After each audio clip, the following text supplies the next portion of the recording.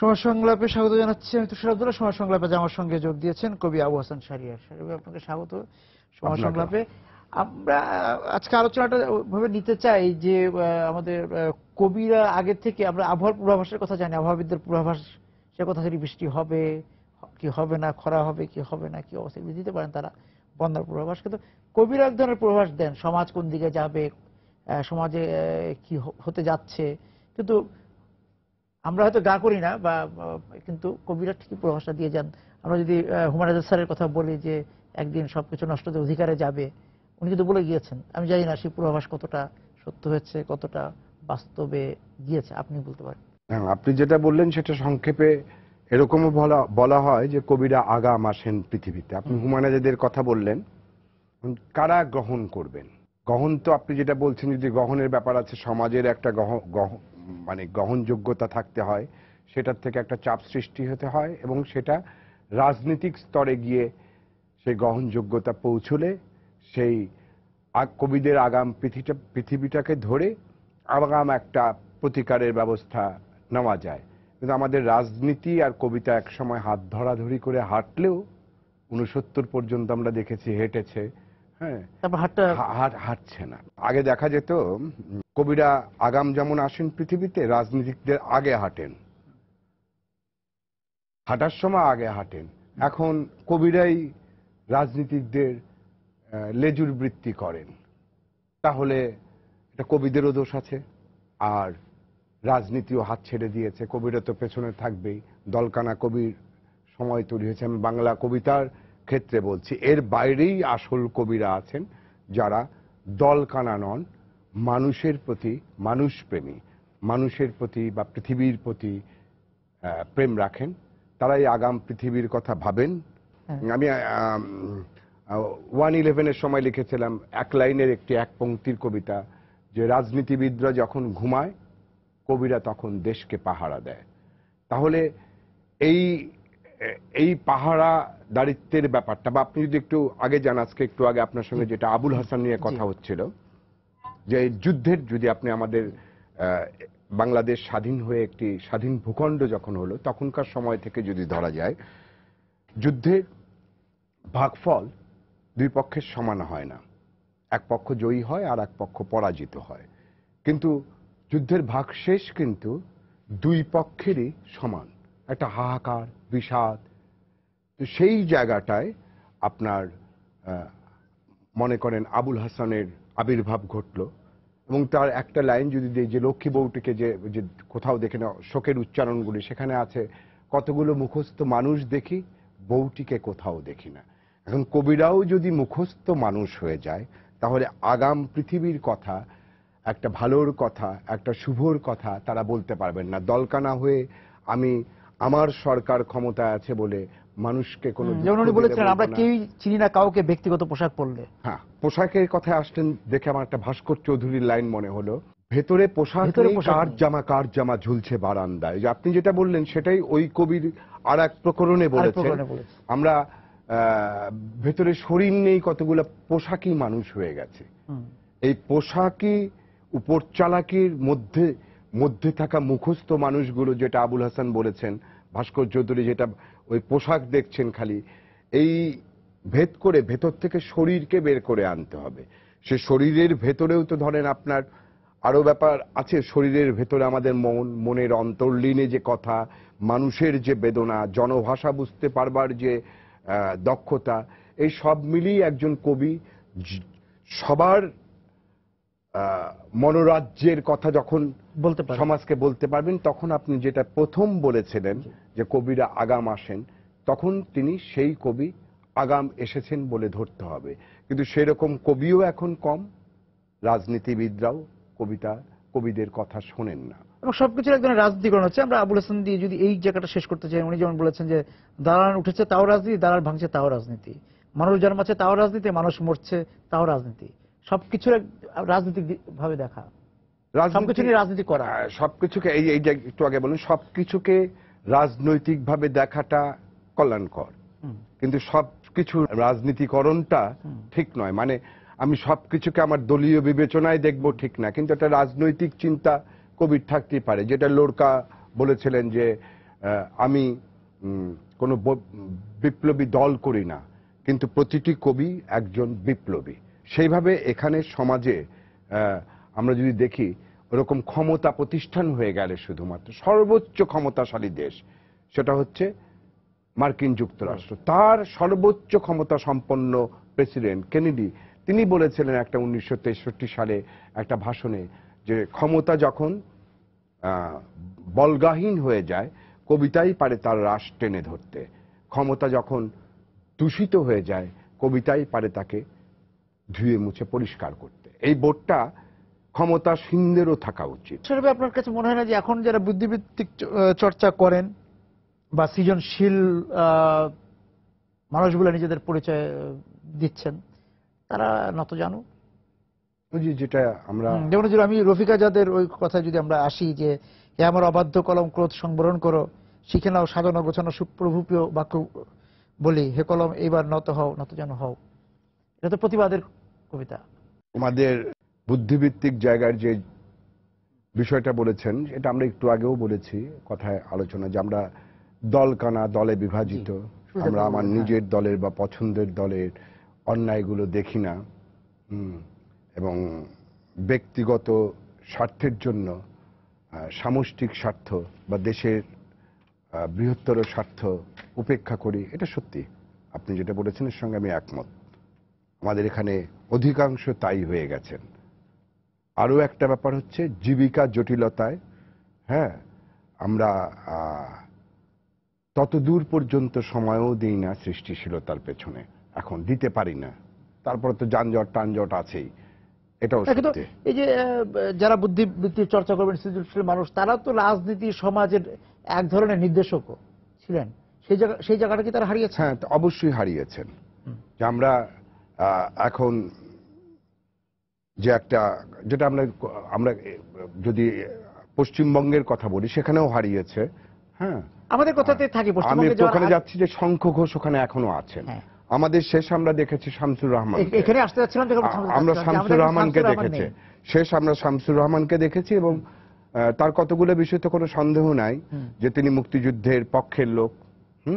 তিনি এমনকি প্রকাশ্য বলেছেনও যে তিনি নৌকায় ভোট দেন, কিন্তু যেই তিনি গাছ কাটার বিরুদ্ধে প্রতিবাদ করলেন সোহরাওয়ার্দী উদ্যানের বা লালনের ছেউরিয়া থেকে বাউল উচ্ছেদের প্রতিবাদ করলেন, দেখা গেল তিনি বাংলা একাডেমির থেকে চেয়ারম্যান পদ থেকে সরে যেতে হলো তাকে।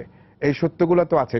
তাহলে তো এরশাদের সময় তিনি দৈনিক বাংলা বিচিত্রার থেকে সরে আসতে বাধ্য হয়েছিলেন, সেটা এক জিনিস। কিন্তু সে একই যদি যাদের আমাদের এই শিল্প সাহিত্যের অভিভাবক তুল্য রাজনৈতিক দল মনে করা হয়, ৭১-এ যারা নেতৃত্ব দিয়েছে তারাও তো পারেনি এটা সংরক্ষণ করতে, এবং এখন পর্যন্ত করা হয় না। মানে এই জায়গাটা হয়ে গেছে, নতজানু তো হয়ে গেছে। মামার বাড়ির আবদারের মতন করে স্বাধীনতা পুরস্কারও পাওয়া যায় এখানে, সেটা নির্মলেন্দু গুণ, কবি নির্মলেন্দু গুণ দেখালেন। এগুলো তো সব মিলিয়েই একটা জায়গায় চলে গেছে আমাদের এখানে, এটা অস্বীকার করার কোনো উপায় নেই। এবং সেই জন্যই বলছি যে আমাদের তাহলে ওই যে যারা বাতিঘরের মতো ছিলেন, যে কবিরা যারা নির্দেশক ছিলেন, আমাদের একজন শামসুর রহমান নেই, যেটা ওয়াহিদুল হক নেই, ওয়াহিদুল হক গানের ক্ষেত্রে এই মানুষগুলা অবশ্যই আমাদের কমে যাচ্ছে। নিজেদের আত্মসমালোচনা বা নিজেদেরকে উস্কে দেওয়ার জন্য হুমায়ুন আজাদ বা হুমায়ুন আজাদ নেই, আহমেদ ছফা নেই, আহমদ ছফা নেই। আবার অনেককে তার যে অবস্থানটি ছিল সেখান থেকে সেই অবস্থানচ্যুত হয়েছেন, পথচ্যুত হয়েছেন। হ্যাঁ, সেটা তাদের আর নাম নাই বললাম, কিন্তু ওইখানটায় যে হওয়ার পথে আরো একটা ব্যাপার আছে, যে আমাদের এই সমাজটা এমন একটা জায়গায় চলে এসছে যে সত্য বলতে পারা, সত্যভাষী মানুষ কমে গেছে, সত্য ভাষণকে সমর্থন দেওয়ার লোকও কমে গেছে, সমর্থনও পাবেন না।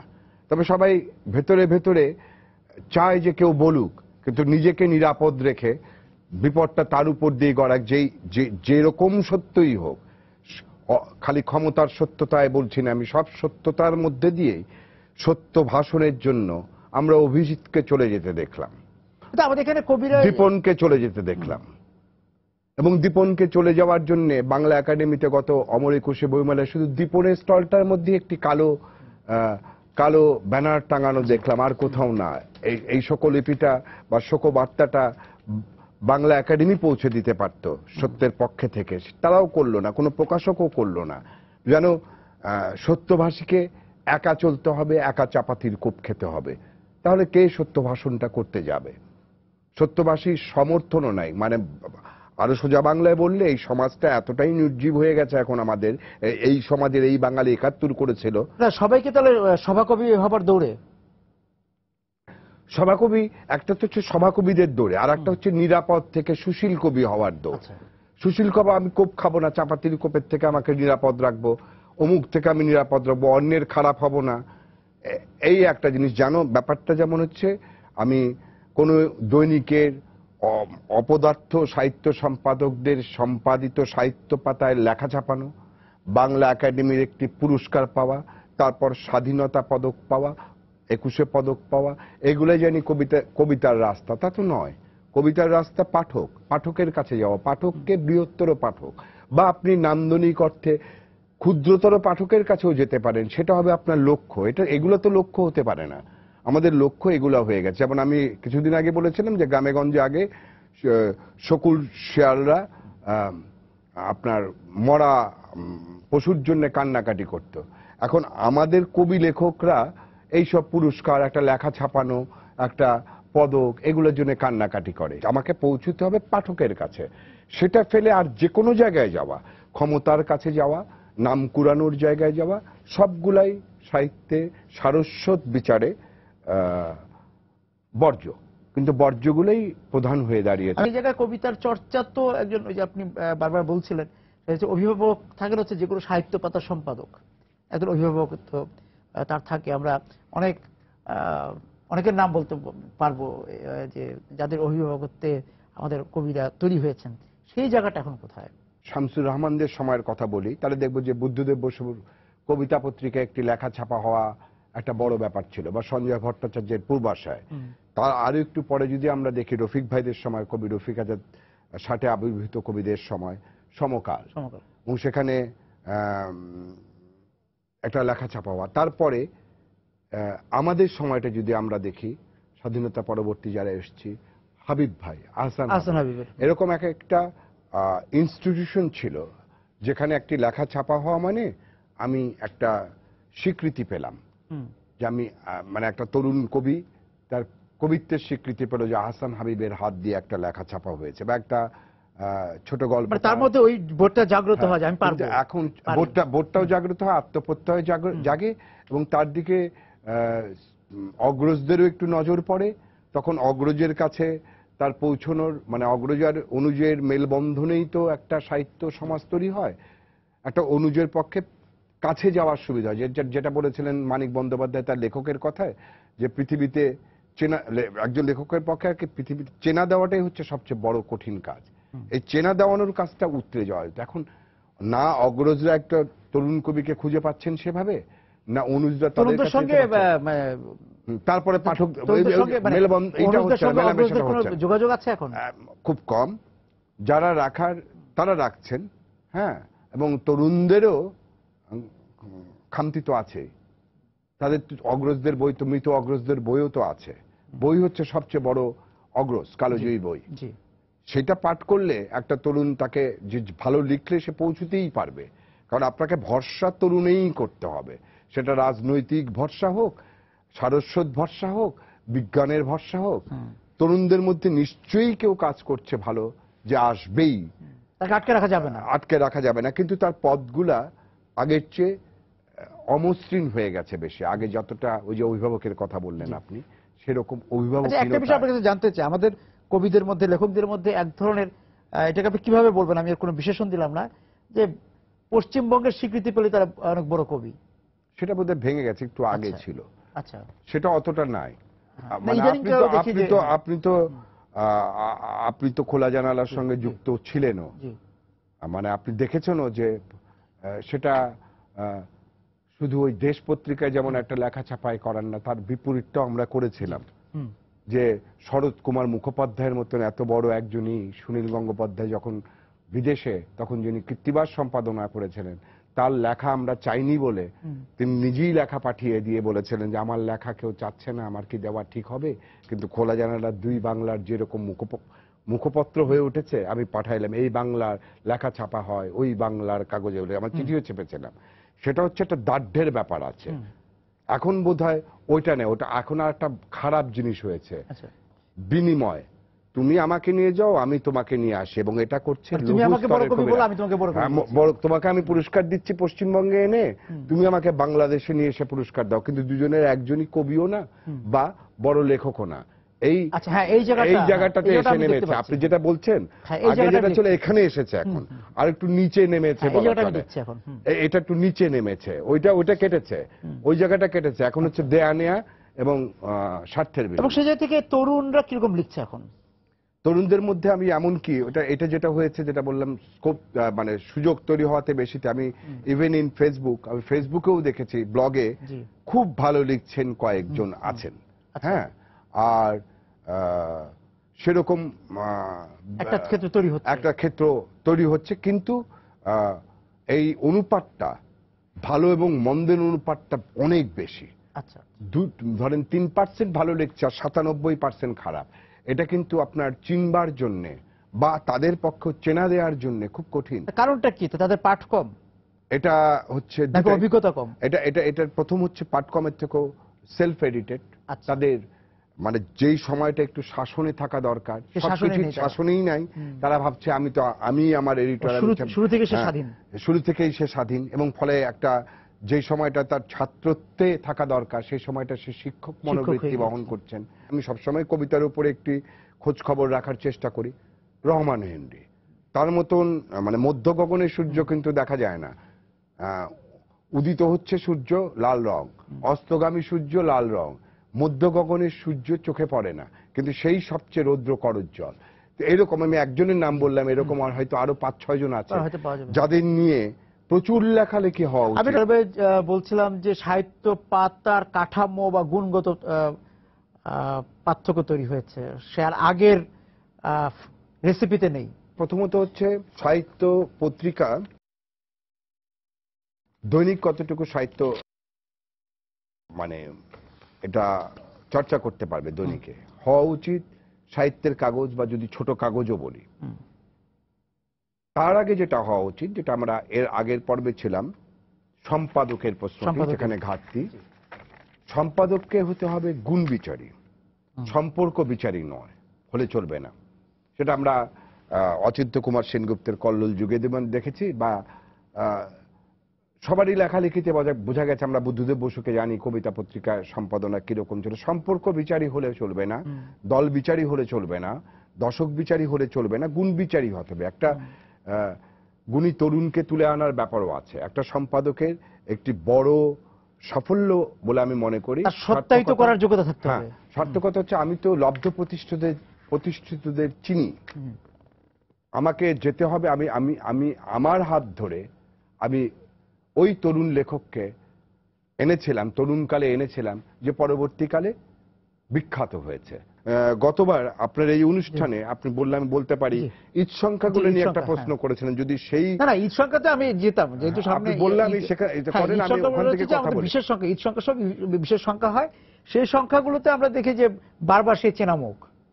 ওই যে ওইটা সম্পর্ক বিচারী, কে আমার প্রতিষ্ঠানের অনুকূল লেখক বা ব্যক্তিগতভাবে আমার সঙ্গে সম্পর্কিত লেখক, সেই এটা আপনি এখানেই আপনি আলোচনা করেছিলেন, আমার খুব ভালো লেগেছিল। সেটা আমি টেলিভিশনে দেখেছিলাম আর কি, যে ঈদ সংখ্যাগুলো হচ্ছে একেবারেই নতুন লেখককে একটা ঈদ সংখ্যায় আপনি একজন নতুন ঔপন্যাসিককে, একজন নতুন ছোট গল্পকারকে, একজন মিনিমাম, এটা আমি ন্যূনতম বলছি, 2-4 জন কবিকে যদি চেনাতে না পারেন এবং যারা দূরগামী হবে, তাহলে আপনার ওই সংখ্যা বা বিশেষ সংখ্যা, 10টা সংখ্যা 10 জন কবিকে নিয়ে আসলেই তো 10 জন সামনে চলে। কিন্তু নতুন হয়তো আসে, এই নতুনরা আবার কর্পোরেট স্বার্থের নতুন, যাকে আবার দূরে যেতে হবে, যাকে প্রতিষ্ঠিত হতে হবে। যখন 15-20 বছর ধরেই তো ঈদ সংখ্যা হচ্ছে, 20 বছর আগের ঈদ সংখ্যায় যে যদি কাউকে এনে থাকে নতুন, তার যদি আর কোনো বিকাশ আপনি না দেখেন, তাহলে কি হলো?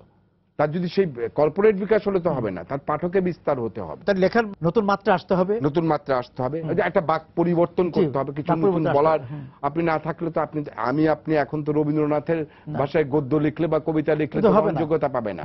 গ্রহণযোগ্যতা পেলেও, হ্যাঁ, কেউ যদি নেয়ও, আপনি তো কবি স্বীকৃতিটা পাবেন না, আপনি তো নতুন কিছু করলেন না। এবং এই যে সেটা আমরা বলছি। এই জায়গা থেকে মুক্তি কোথায় আবার যেতে হবে সেখানেই, শূন্য থেকে শুরু করা, সম্পাদক আসতে হবে, একজন পড়াশোনাওয়ালা সম্পাদক আসতে হবে, এবং গুণ বিচারী হতে হবে তাকে, নির্মোহ হতে হবে তাকে, এবং অভিভাবক হতে হবে তাকে। খালি লব্ধ প্রতিষ্ঠারা তরুণদেরও খুঁজে বের করতে হবে, এবং সেই জায়গায়, আর ব্যক্তিগতভাবে বলছি, আপনি লেখালেখি করেন, আপনি আপনার জায়গায় সৎ থাকলে, আমি আমার জায়গায় সৎ থাকলে, ব্যক্তিগতভাবে সবাইকে সবার জায়গায় সৎ থাকা উচিত, আর তা আসতে হবে। আমি আশাবাদী আসবে বলে আমি এই আশাবাদী। যে সৎ থাকার কথা বলেন, সেই জায়গাটাই খুব গুরুত্বপূর্ণ, যে আপনি কোনো প্রাপ্তি যোগের জন্য লিখছেন কিনা, এইটাই। এবং এখানটা একটা, আপনি পাঠকের জন্য লিখছেন না ব্যক্তিগত প্রাপ্তি যোগের জন্য লিখছেন। আমাদের এখানে তাই হয়ে থাকে। আমাদের লেখালেখিতে একটি নাম কুড়িয়ে চাকরি পাওয়ার সহজ হয়। আপনি নিজে মিডিয়াতে আছেন, খুব ভালো জানেন। আমাদের মিডিয়ায় প্রচুর লেখক আছেন, মানে প্রচুর মানুষ আছেন যারা একদা লিখতেন, চাকরিটা পাওয়ার পর আর লেখেন না, মানে তারা মিডিয়ার লোক হয়ে গেছেন, সেটাতে থেকে যান, বা এরকম আছে অনেক জায়গায়। তো অনেক ক্ষেত্রে এই নামটা কুড়ান। আবার আরেক দল লেখক আছেন যে সমাজে আরো একটু, যে আগে যেমন হাজি, হজ করে আসলে হাজি, আমি খারাপ কাজ করলেও হাজি হওয়ার জন্য একটা বই প্রকাশ করেন। আবার আর এক দল শীতের পাখির মতন প্রবাস থেকে আসেন, সাইবেরিয়ার পাখি যেমন আসে, প্রবাসী লেখক কিছু বইমেলা চলাকালীন সময় আসে, এসে বিজ্ঞাপন দেবে বিভিন্ন জাতীয় দৈনিকে, দিয়ে বইমেলার সময় কিছু বই টই বিক্রি টিক্রি করে আবার প্রবাসে ফেরত চলে যান। লেখাটা এরকম সৌজন্য কপি দিয়ে, যে যাই হোক, এরকম একটা শখের কারবার লেখাকে করা উচিত না, লঘুভাবে নেওয়া উচিত না। আমি এখানে একটা শেষ ইয়েতে আমি চাণক্যের একটা শ্লোক বলবো, এটা আমি প্রায় বলি। সকৃতুব্ধ গৃহীতার্থ লঘুহস্ত জিতাক্ষর সর্বশাস্ত্র সমালোকে প্রকৃষ্ট নাম লেখক। একবার বললেই যে কথার অর্থ বোঝে, শব্দরাশি যার করায়ত্ত, সর্বশাস্ত্র যার অধিগত, লিখবার সময় যার হাত দ্রুত চলে, তিনিই প্রকৃষ্ট রূপে লেখক। মানে আপনার একবার বললেই বুঝতে হবে, শব্দ রাশি করায়ত্ত হতে হবে, প্রচুর পড়তে হবে, শব্দ রাশি, সর্বশাস্ত্র, অনেক কিছু জানতে হবে, এবং তারপর লিখবার সময় হাত দ্রুত চলতে হবে। আগে যদি ওই তিনটা না নিয়ে আপনি যদি লেখার সময় দ্রুত হন হাতে, তাহলে লেখক হওয়া যাবে না। আমরা আগেই কলম চালাতে শুরু করি, কিন্তু আগের শর্তগুলা পূরণ করি না। আপনাকে ধন্যবাদ। অনেক ধন্যবাদ আপনাকে। যারা ছিলেন আজকে সময় সংলাপের সঙ্গে আলোচনায়, আপনাদেরকে ধন্যবাদ জেনে শেষ করছি আজকের সময় সংলাপ। দেখা হবে আগামী দিন। সবাই সুন্দর থাকুন।